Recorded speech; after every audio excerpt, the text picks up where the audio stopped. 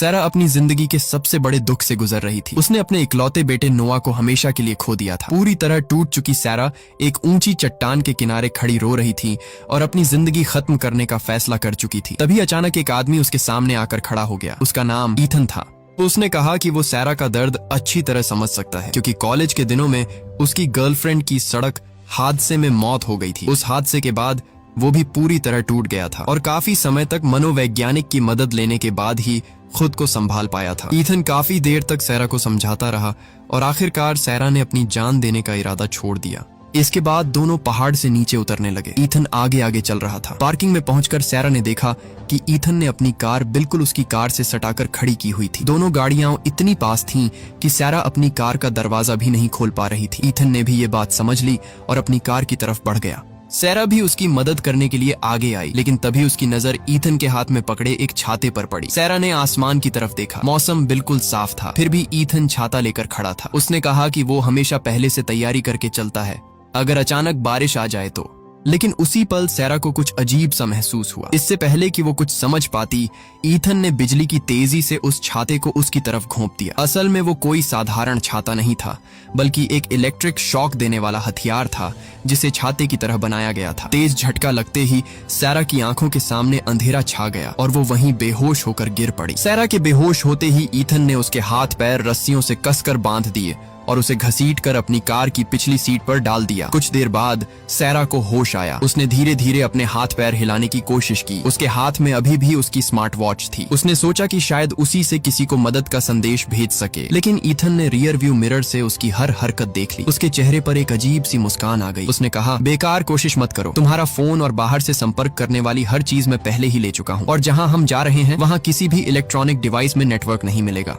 जैसा ईथन ने कहा था वैसा ही हुआ। कुछ ही देर में सैरा की स्मार्ट वॉच का भी नेटवर्क पूरी तरह गायब हो गया। सैरा ने खुद को शांत करने की कोशिश की और बोली, अगर मैं अचानक गायब हो गई तो मेरा पति माइकल जरूर पुलिस में रिपोर्ट करेगा। तभी ईथन ने जेब से एक छोटी सी लकड़ी की नाव निकाली और मुस्कुराते हुए कहा कि उसने उसके लिए एक सरप्राइज तैयार किया है। सैरा ने उसे देखते ही पहचान लिया। वो उसके बेटे नोआ का खिलौना था। उसी दौरान सैरा का हाथ उसकी जेब में रखे छोटे फोल्डिंग चाकू से टकराया। उसने मौका देखते ही ईथन से बातें करना शुरू कर दिया ताकि उसका ध्यान बांटा रहे। उसी समय वो छिपकर उस छोटे चाकू से अपनी कलाई पर बंधी पट्टी और रस्सी काटने लगी। रस्सी काटने के लिए उसे पूरा ध्यान लगाना पड़ रहा था। अगर ईथन को जरा भी शक हो जाता तो सब खत्म हो जाता। इसलिए सैरा लगातार उससे बातें करती रही। रस्सी लगभग कट ही चुकी थी कि अचानक ईथन ने बड़ी हमदर्दी दिखाते हुए उसकी तबीयत पूछनी शुरू कर दी, जैसे उसे सच में सैरा की फिक्र हो। लेकिन सैरा समझ चुकी थी कि ये सब सिर्फ उसका भरोसा जीतने का नाटक है। ऐसा लग रहा था जैसे ईथन पहले भी कई बार यही तरीका अपना चुका था। सैरा बिना घबराए धीरे धीरे रस्सी काटती रही। जैसे ही रस्सी पूरी तरह ढीली हुई, सैरा ने एक सेकंड भी बर्बाद नहीं किया। ईथन कुछ समझ पाता उससे पहले ही सैरा ने हाथ में पकड़ा चाकू पूरी ताकत से उसकी तरफ घोंप दिया। ईथन ने जैसे ही सैरा को अपनी तरफ चाकू से हमला करते देखा, वो तुरंत पीछे हट गया। लेकिन इस अचानक हुए हमले की वजह से उसकी कार का कंट्रोल पूरी तरह बिगड़ गया। गाड़ी तेजी से सड़क छोड़कर किनारे खड़े एक बड़े पेड़ से जा टकराई। टक्कर इतनी जबरदस्त थी कि दोनों बेहोश हो गए। कुछ देर बाद सबसे पहले सैरा को होश आया। होश में आते ही उसने बिना एक पल गंवाए कार से निकलकर भागने की कोशिश की। तभी अचानक किसी ने उसके सामने हाथ बढ़ाया। सैरा ने घबराकर तुरंत पलटकर जवाब दिया। उसने पूरी ताकत से सीट बेल्ट को खींचकर ईथन के गले में कस दिया। बेल्ट इतनी जोर से उसके गले में फंस गई कि ईथन दम घुटने लगा और वो सांस लेने के लिए तड़पने लगा। मौत सामने देखकर ईथन ने किसी तरह सीट एडजस्ट करने वाला बटन दबा दिया। सीट अचानक पीछे की तरफ झटके से खिसक गई। उसी झटके से सीट बेल्ट ढीली हो गई और ईथन खुद को छुड़ाकर बाहर निकल आया। बाहर आते ही उसने सैरा के बाल पकड़कर उसे जोर से अपनी तरफ खींच लिया और धक्का देकर फिर से कार की सीट पर गिरा दिया। इसी धक्का मुक्की के दौरान सैरा की नजर कार के अंदर पड़े एक नुकीले हथियार पर पड़ी। मौका मिलते ही उसने उसे उठाया और पूरी ताकत से ईथन के शरीर में घोंप दिया। वार करते ही सैरा तुरंत कार से नीचे कूद गई। कार के नीचे से झांककर उसने देखा कि ईथन अभी भी दर्द से तड़प रहा था। सैरा ने तुरंत अपनी जेब से छोटा चाकू निकाला और अपने पैरों में बंधी रस्सियां भी काट डाली। लेकिन अगले ही पल ईथन फिर से उसकी तरफ बढ़ने लगा। मजबूर होकर सैरा ने चाकू उसकी तरफ तान दिया और चेतावनी दी कि अगर वो एक कदम भी आगे बढ़ा तो वो हमला कर देगी। लेकिन सुनसान जंगल में ताकत के मामले में ईथन उससे कई गुना ज्यादा मजबूत था। ईथन हंसते हुए बोला, अभी कुछ देर पहले तो तुम खुद मरना चाहती थी और अब जिंदगी बचाने के लिए लड़ रही हो। सैरा उसकी बातों में नहीं आई। उसकी नजर अचानक ईथन के हाथ में पकड़ी एक सिरिंज पर पड़ी। उसे देखकर वो घबरा गई और तुरंत पूछ बैठी, तुमने मेरे साथ क्या किया है? ईथन बिल्कुल शांत आवाज में बोला, घबराओ मत, ये सिर्फ एक ऐसी दवा है जो धीरे धीरे तुम्हारी मांसपेशियों को काम करना बंद कर देगी। फिर उसने विस्तार से बताया, करीब 10 मिनट बाद तुम्हारे हाथ पैर सुन्न होने लगेंगे। उसके 15 मिनट बाद तुम्हारे पैरों पर तुम्हारा कंट्रोल लगभग खत्म हो जाएगा और आखिर के 2 मिनट में तुम्हें सांस लेने में भी दिक्कत होने लगेगी। उसके बाद तुम्हारा पूरा शरीर जवाब दे देगा। इतना कहकर ईथन मुस्कुराया और बोला, अब फैसला तुम्हारे हाथ में है, यहीं हार मानकर रुक जाओ या फिर भागने की कोशिश करती रहो। सैरा ने 1 सेकंड भी नहीं सोचा। वो पूरी ताकत से मुड़ी और सीधे जंगल की तरफ दौड़ पड़ी। पीछे से ईथन बिल्कुल आराम से चलता हुआ बोला, जितना तेज भागोगी दवा उतनी ही जल्दी असर करेगी। लेकिन सैरा इतनी डरी हुई थी कि उसने पीछे मुड़कर भी नहीं देखा। वो लगातार भागती रही। घने जंगल के अंदर पहुंचकर सैरा पागलों की तरह बाहर निकलने का रास्ता ढूंढने लगी। तभी उसे महसूस हुआ कि उसकी उंगलियां धीरे धीरे सुन्न होने लगी हैं। मजबूर होकर उसे कुछ पल के लिए रुकना पड़ा। उधर ईथन लगातार उसका पीछा कर रहा था। उसकी आहट सुनते ही सैरा फिर से उठी और दर्द सहते हुए दोबारा भागने लगी। अब उसके पास ज्यादा समय नहीं था। दवा असर कर रही थी और उसकी जिंदगी की उलटी गिनती शुरू हो चुकी थी। पीछे एक खूंखार किलर उसका पीछा कर रहा था, इसलिए वो एक पल भी रुकने की हिम्मत नहीं कर सकती थी। उसे जंगल में लकड़हारों द्वारा बनाई गई एक पतली पगडंडी दिखाई दी और वो उसी रास्ते पर आगे बढ़ने लगी। धीरे धीरे उसका एक पैर लगभग सुन्न पड़ने लगा। सांस लेना भी मुश्किल होता जा रहा था। लगातार भागने की वजह से उसकी धड़कन बहुत तेज हो चुकी थी और ऐसा लग रहा था जैसे हर गुजरता सेकंड उसे मौत के और करीब ले जा रहा हो। आगे बढ़ते हुए सैरा एक छोटी सी नदी के किनारे पहुंची। नदी को देखते ही उसके दिमाग में एक आइडिया आया। उसने सोचा कि अगर वो पानी के बहाव के साथ नीचे की तरफ जाएगी तो शायद ईथन उसका पीछा न कर पाए। लेकिन तब तक दवा का असर काफी बढ़ चुका था। उसके हाथ पैर लगभग जवाब दे चुके थे, इसलिए अब वो चल भी नहीं पा रही थी। मजबूर होकर उसे जमीन पर पेट के बल रेंगते हुए आगे बढ़ना पड़ा। थोड़ी दूर जाने पर उसे एक छोटी सी गुफा दिखाई दी। सैरा तुरंत उसके अंदर छिप गई। उसे लगा कि शायद इस बार ईथन उसे ढूंढ नहीं पाएगा, लेकिन किस्मती से गुफा के ठीक पास एक बहुत बड़ा चींटियों का बिल था। सैरा का पूरा शरीर पहले से ही सुन्न हो रहा था, फिर भी उसे चींटियों के काटने का दर्द साफ महसूस हो रहा था। वो दांत भींचकर सब कुछ सहती रही और जरा भी आवाज नहीं निकाली। उधर ईथन गुफा के आसपास उसे तलाशता रहा। कुछ देर बाद जब उसे लगा कि सैरा वहां नहीं है तो वो वापस मुड़ने लगा। लेकिन उसी समय चींटियों के दर्द की वजह से सैरा के मुंह से एक हल्की सी चीख निकल गई। ईथन तुरंत रुक गया। हालांकि वो सीधे गुफा के अंदर नहीं आया। इसी मौके का फायदा उठाकर सैरा पूरी ताकत लगाते हुए बाहर निकली और किसी तरह नदी तक पहुंच गई। उसका शरीर अब उसका साथ नहीं दे रहा था। संतुलन बिगड़ते ही वो तेज बहते पानी में गिर पड़ी। किनारे पर खड़ा ईथन गुस्से से पैर पटकता रह गया। वो सिर्फ बेबस होकर उसे बहते हुए देख सकता था। तेज बहाव कभी सैरा को पूरी तरह पानी के अंदर डुबो देता तो कभी उसका सिर पानी के ऊपर आ जाता। वो कुछ भी नहीं कर सकती थी, बस मन ही मन यही दुआ कर रही थी कि किसी तरह उसकी जान बच जाए। थोड़ी देर बाद बहते हुए पानी में उसे एक बड़ी लकड़ी का लट्ठा दिखाई दिया। जैसे ही वो उसके पास पहुंचा, सैरा ने पूरी ताकत से उसे पकड़ लिया। फिर उस लकड़ी का सहारा लेते हुए वो धीरे धीरे किनारे की तरफ बढ़ी। किनारे पर पहुंचकर उसने पास खड़े एक पेड़ की जड़ पकड़ ली और बड़ी मुश्किल से खुद को ऊपर खींच लिया। तब तक काफी समय बीत चुका था। अब उसका हर छोटा सा मूवमेंट भी उसके लिए किसी लड़ाई से कम नहीं था। हर बार जब वो थोड़ा सा भी हिलती, उसकी भारी सांसें उसके कानों में गूंजने लगती। उसने करवट बदलकर थोड़ा आराम करने की कोशिश की, लेकिन अचानक उसका पूरा शरीर बिल्कुल जाम हो गया। अब वो बिल्कुल भी हिल नहीं पा रही थी। मजबूर होकर सैरा घास पर करवट लेकर लेटी रही। तभी उसकी स्मार्ट वॉच का टाइमर खत्म हो गया और घड़ी तेज आवाज में बीप करने लगी। यही उसकी आखिरी उम्मीद थी। उसने पहले से ही इस अलार्म को इसलिए सेट किया था ताकि अगर कोई आसपास से गुजरे तो इस आवाज को सुनकर उसकी तरफ ध्यान दे। शायद उसकी दुआ सुन ली गई। थोड़ी ही देर बाद उसे दूर एक धुंधली सी परछाई दिखाई दी। कोई उसकी तरफ आ रहा था, लेकिन अब सैरा के शरीर का कोई हिस्सा काम नहीं कर रहा था। वो सिर्फ अपनी आंखों से देख सकती थी और कानों से सुन सकती थी। अचानक पास में घास काटने वाली मशीन की आवाज गूंजने लगी। सैरा ने डर के मारे अपनी आंखें बंद कर ली। वो मन ही मन भगवान से प्रार्थना कर रही थी कि कोई उसे देख ले। तभी मशीन की आवाज अचानक रुक गई। एक बुजुर्ग आदमी वॉल्टर ने जमीन पर पड़ी सराह को देख लिया था। वो तुरंत उसके पास दौड़कर आया और बार बार पूछने लगा कि उसके साथ क्या हुआ है। सैरा बोलने की हालत में नहीं थी। वो सिर्फ अपनी आंखों और चेहरे के हाव भाव से उसे समझाने की कोशिश कर रही थी कि वो मुसीबत में है। वॉल्टर ने एक पल भी देर नहीं की। वो तुरंत अपनी एक पहिए वाली हाथ गाड़ी लेकर आया, बड़ी सावधानी से सैरा को उस पर लिटाया और उसे अपने घर ले गया। घर पहुंचते ही वॉल्टर पुलिस को फोन करने वाला था। उसने जैसे ही इमरजेंसी नंबर मिलाने के लिए फोन उठाया, तभी अचानक बाहर किसी ने जोर जोर से दरवाजा पीटना शुरू कर दिया। दरवाजे पर लगातार जोर जोर से दस्तक हो रही थी। सैरा समझ गई कि बाहर और कोई नहीं बल्कि ईथन ही है। वो कुछ बोल नहीं सकती थी, इसलिए उसने बार बार अपनी आंखें झपकाकर और इशारों से वॉल्टर को दरवाजा न खोलने की कोशिश की। वॉल्टर कुछ पल के लिए उलझन में पड़ गया। फिर उसने सैरा को जल्दी से छिपा दिया और उसके बाद जाकर दरवाजा खोला। जैसे सारा ने सोचा था, बाहर सच में ईथन ही खड़ा था। उसने घबराने का नाटक करते हुए वॉल्टर से पूछा कि क्या उसने उसकी पत्नी को कहीं देखा है। फिर उसने सारा की शक्ल सूरत का पूरा हुलिया बताया और झूठी कहानी गढ़ते हुए कहा कि वो दोनों वीकेंड पर कैंपिंग के लिए जंगल आए थे। रास्ते में उनका एक्सीडेंट हो गया। जब उसे होश आया तो उसकी पत्नी गायब थी और तब से वो उसे हर जगह ढूंढ रहा है। ईथन की पूरी कहानी सुनकर वॉल्टर थोड़ा सोच में पड़ गया। पहले उसने तय किया कि वो ईथन को बाहर ही इंतजार करने के लिए कहेगा और खुद पुलिस को फोन करेगा, लेकिन तभी ईथन अचानक बिना इजाजत के घर के अंदर घुस आया। घर में घुसते ही उसने हर कमरे पर तेजी से नजर दौड़ाई, लेकिन उसे सेरा कहीं दिखाई नहीं दी। फिर वो आराम से सोफे पर जाकर बैठ गया। वॉल्टर को ईथन की ये हरकत बिल्कुल पसंद नहीं आई। उसने गुस्से में उसे तुरंत घर से निकल जाने को कहा। उसने साफ कहा कि अगर वो अभी नहीं गया तो वो तुरंत पुलिस बुला लेगा। उधर सैरा सोफे के पीछे छिपी हुई थी। उसने देखा कि वॉल्टर बिना डरे ईथन का सामना कर रहा है। उसे पहली बार लगा कि शायद अब उसकी जान बच सकती है, लेकिन तभी ईथन अचानक फूट फूट कर रोने लगा। उसका ये व्यवहार देखकर वॉल्टर भी घबरा गया। उसने तुरंत पूछा कि आखिर हुआ क्या है।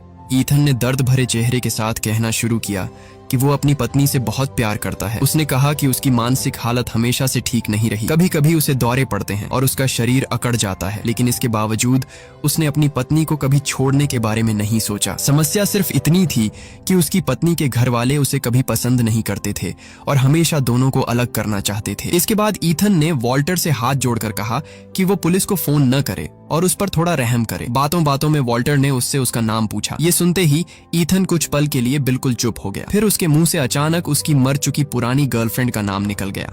इसके बाद उसने अपनी पुरानी प्रेमिका के बारे में ऐसी भावुक बातें करनी शुरू कर दी कि वॉल्टर की आंखों में भी आंसू आ गए। ईथन ने कहा कि वो उससे बहुत प्यार करता था। जब वो जिंदा थी तो हमेशा उसे अपना गुस्सा काबू में रखने के लिए कहती थी, लेकिन उसने कभी उसकी बात नहीं मानी। अब उसे अपनी हर गलती पर बहुत पछतावा होता है। धीरे धीरे दोनों की बातें लंबी होती गईं। ईथन की झूठी कहानी और उसके आंसुओं ने वॉल्टर का भरोसा जीत लिया। आखिरकार वॉल्टर ने पुलिस को फोन करने का इरादा छोड़ दिया और मन ही मन फैसला किया कि वो किसी तरह सैरा को चुपचाप वहां से सुरक्षित निकाल देगा।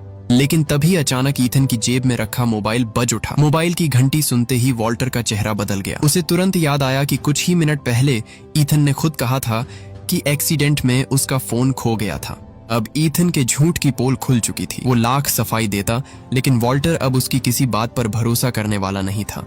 अपना झूठ पकड़ में आता देख ईथन ने अचानक वॉल्टर का नाम लेकर जोर से आवाज लगाई। वॉल्टर एक पल के लिए चौंक गया। अब उसे पूरी तरह यकीन हो गया था कि इस आदमी के इरादे बिल्कुल ठीक नहीं हैं। वॉल्टर किसी मुसीबत में पड़ना नहीं चाहता था, इसलिए उसने तुरंत झूठ बोल दिया कि सैरा घर के पीछे बने स्टोर रूम में छिपी हुई है। ये सुनते ही ईथन बिना कुछ सोचे स्टोर रूम की तरफ बढ़ गया, लेकिन जैसे ही वो आगे बढ़ा, वॉल्टर ने पीछे से पूरी ताकत लगाकर उसे धक्का दे दिया। ईथन जोर से जमीन पर गिर पड़ा। वॉल्टर ने यही मौका देखकर तुरंत पुलिस को फोन मिला दिया। जैसे ही ईथन ने देखा कि वॉल्टर पुलिस को फोन कर चुका है, वो तुरंत उसके ऊपर टूट पड़ा। दोनों के बीच जबरदस्त हाथापाई शुरू हो गई। ईथन उम्र में जवान था, लेकिन वॉल्टर भी आसानी से हार मानने वालों में से नहीं था। अपनी पूरी ताकत लगाकर वो ईथन का मुकाबला करता रहा।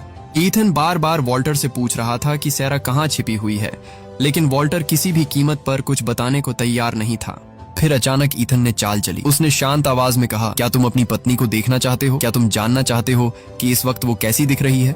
ये सुनते ही वॉल्टर एक पल के लिए बुरी तरह टूट गया। उसी एक पल का फायदा उठाकर ईथन ने जमीन पर पड़ा चाकू उठा लिया और बिना कोई मौका दिए सीधे वॉल्टर के पैर के टखने में घोंप दिया। वॉल्टर दर्द से चीख उठा और जमीन पर गिर पड़ा, लेकिन ईथन यहीं नहीं रुका। उसने उसी चाकू से एक के बाद एक कई वार किए। चाकू उसके शरीर में गहराई तक उतरता चला गया। आखिर में उसने पूरी ताकत से चाकू वॉल्टर के सीने में घोंप दिया। सैरा अपनी छिपी हुई जगह से ये सब अपनी आंखों के सामने देख रही थी। वॉल्टर धीरे धीरे खून से लथपथ होकर जमीन पर गिर पड़ा। उसे बचाने की उसकी आखिरी उम्मीद भी उसी पल खत्म हो गई।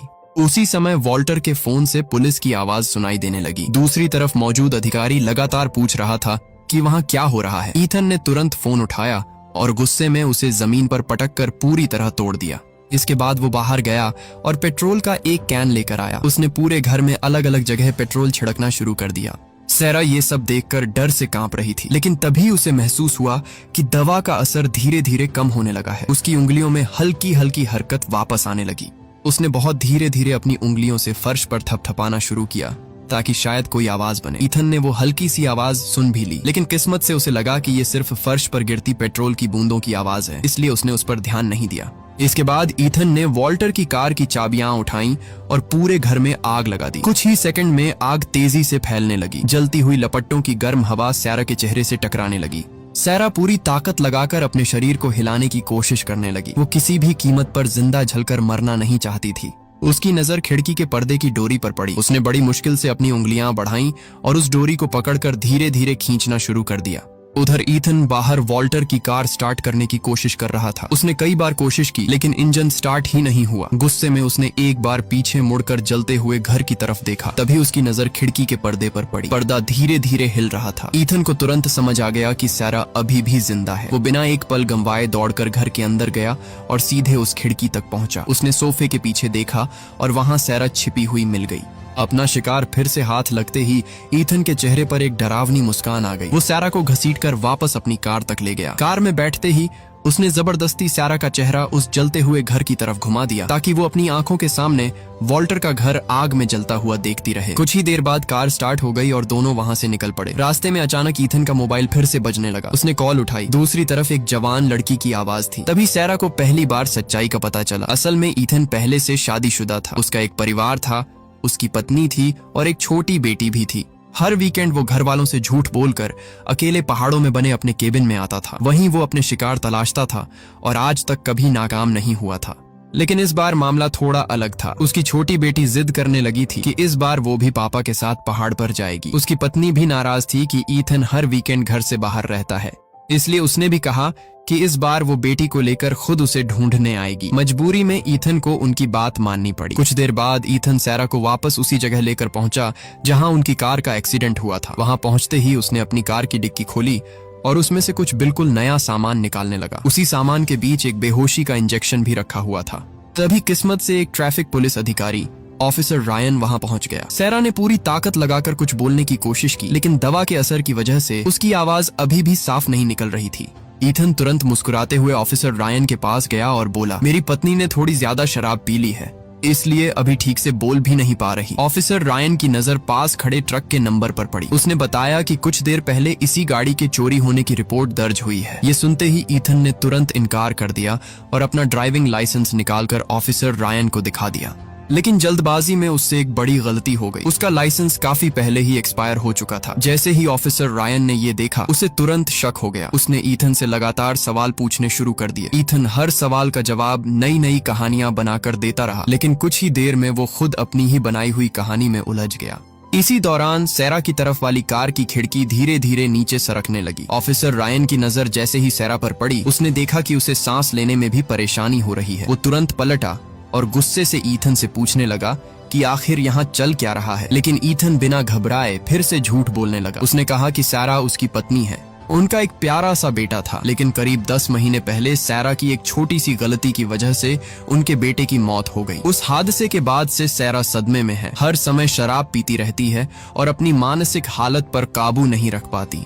ये सब सुनकर सैरा अंदर तक टूट गई। जिस आदमी ने उसके बेटे की मौत के दर्द का फायदा उठाकर उसे अगवा किया था, वही अब उसी दर्द को पुलिस से बचने का बहाना बना रहा था। उसने अपनी पूरी ताकत लगाकर आवाज निकालने की कोशिश की। उधर ऑफिसर रायन को भी अब मामला बेहद संदिग्ध लगने लगा था। उसने कार की अच्छी तरह तलाशी लेनी शुरू कर दी। सीट के नीचे उसे कुछ ऐसे सामान मिले जिन्हें देखते ही उसे समझ आ गया कि मामला सामान्य नहीं है। उसे तुरंत खतरे का एहसास हुआ और उसने अपनी कमर पर बंधी सर्विस पिस्टल निकालने के लिए हाथ बढ़ाया, लेकिन अब बहुत देर हो चुकी थी। ईथन ने पास रखा भारी टोइंग हुक उठाया और पूरी ताकत से ऑफिसर रायन के सिर पर दे मारा। ऑफिसर रायन संभल भी नहीं पाया था कि ईथन ने दूसरा जोरदार वार भी कर दिया। कुछ ही पलों में ऑफिसर रायन वहीं ढेर हो गया। लगातार बिगड़ती परिस्थितियों ने ईथन को और भी बेचैन कर दिया था। उसने ऑफिसर रायन की सर्विस पिस्टल उठा ली और फिर सबूत मिटाने के लिए पुलिस की गाड़ी और उसकी लाश को भी वहां से हटाने की तैयारी करने लगा। इसके बाद ईथन वापस अपनी कार में आकर बैठ गया, लेकिन उसे बिल्कुल भी एहसास नहीं था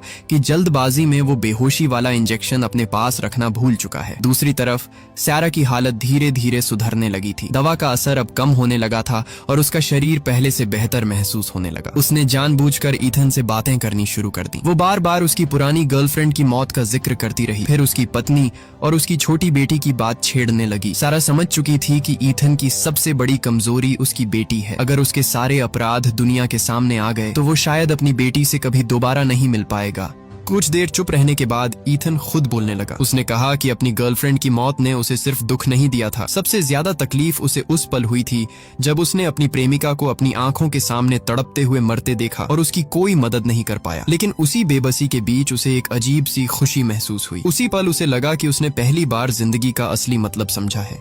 इलाज करवाने के बाद भी उसके अंदर की ये भावना कभी खत्म नहीं हुई, बल्कि समय के साथ और भी बढ़ती चली गई। धीरे धीरे उसे लोगों का शिकार करने में मजा आने लगा। वो अपने शिकार को कई दिनों तक जिंदा रखता, उनके साथ खेलता, उनकी बेबसी का मजा लेता और आखिर में अपने ही हाथों उनकी जान ले देता। यही सब उसे सबसे ज्यादा सुकून और खुशी देता था। अब हालात पूरी तरह बदल चुके थे। ईथन को डर था कि अगर उसकी पत्नी और बेटी वहां पहुंच गईं तो वो उसकी सच्चाई जान जाएंगी। इसलिए उसने फैसला किया कि अब सारा को ज्यादा देर जिंदा नहीं रखा जा सकता। लेकिन दूसरी तरफ मौत को इतने करीब देखकर सारा के अंदर जिंदा रहने की चाह पहले से कहीं ज्यादा बढ़ चुकी थी। मौका मिलते ही उसने चुपके से वही बेहोशी वाला इंजेक्शन उठा लिया जिसे ईथन जल्दबाजी में कार के अंदर ही छोड़ गया था। बिना ईथन को भनक लगे उसने उस इंजेक्शन को उसकी टांग की मांसपेशी में घोंप दिया। सारा ने पूरी ताकत से इंजेक्शन का प्लंजर दबाने की कोशिश की, लेकिन उसके हाथों में अभी भी पूरी ताकत वापस नहीं आई थी। वो दवा उसके शरीर में नहीं पहुंचा पा रही थी। ईथन ने उसकी कोशिश देख ली और शांत आवाज में बोला, बेकार कोशिश मत करो, दवा का असर अभी तुम्हारे शरीर से पूरी तरह खत्म नहीं हुआ है, तुम कुछ नहीं कर पाओगे। ये सुनते ही सैरा बुरी तरह टूट गई। वो जोर जोर से रोने लगी, लेकिन ईथन के चेहरे पर जरा भी रहम नहीं था। उसने सैरा को घसीटते हुए झील के किनारे ले गया जहाँ पहले से एक छोटी लकड़ी की नाव बंधी हुई थी। दोनों उस नाव में बैठकर झील के बीचों बीच पहुंचने लगे। नाव में बैठे हुए सारा की नजर ईथन की कमर पर गई। वहां उसकी पिस्टल और चाकू दोनों लगे हुए थे। उसी पल सारा के दिमाग में एक नई योजना आई। उसने रोने का नाटक करना शुरू कर दिया और ईथन से कहा कि उसकी जेब में उसके बेटे नोआ की छोटी लकड़ी की नाव रखी है। मरने से पहले वो उसे आखिरी बार अपने हाथ में पकड़ना चाहती है। ईथन अपने शिकार की बेबसी और दर्द का मजा लेने में इतना खोया हुआ था कि उसे सैरा की चाल समझ ही नहीं आई। वो मुस्कुराते हुए उसकी जेब की तरफ हाथ बढ़ाने लगा, लेकिन जैसे ही उसने झुककर लकड़ी की नाव निकालने की कोशिश की, सारा ने अचानक धीमी लेकिन साफ आवाज में कहा, आई एम नॉट सॉरी। ये शब्द सुनते ही ईथन एक पल के लिए चौंक गया। उसने तुरंत पीछे मुड़कर देखा। उसी पल उसे एहसास हुआ कि उसकी कमर से चाकू गायब था। इससे पहले कि वो कुछ समझ पाता, सैरा ने पूरी ताकत से वही चाकू उसके जबड़े के नीचे घोंप दिया। तेज दर्द से ईथन का हाथ खुल गया और उसकी पिस्टल नाव के फर्श पर गिर पड़ी। सैरा ने बिना एक सेकंड गंवाए पिस्टल उठा ली और तुरंत ट्रिगर दबा दिया।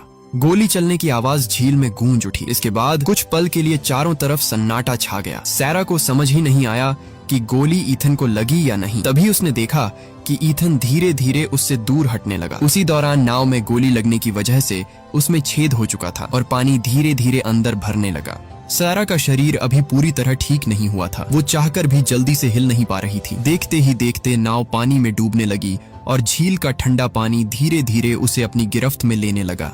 कुछ ही देर में वह छोटी सी नाव पूरी तरह झील में तैरती हुई बहने लगी। पहली नजर में ऐसा लग रहा था कि सैरा अब नहीं बच पाएगी, लेकिन तभी अचानक उसने अपना सिर पानी के ऊपर उठाया। वो अभी भी जिंदा थी।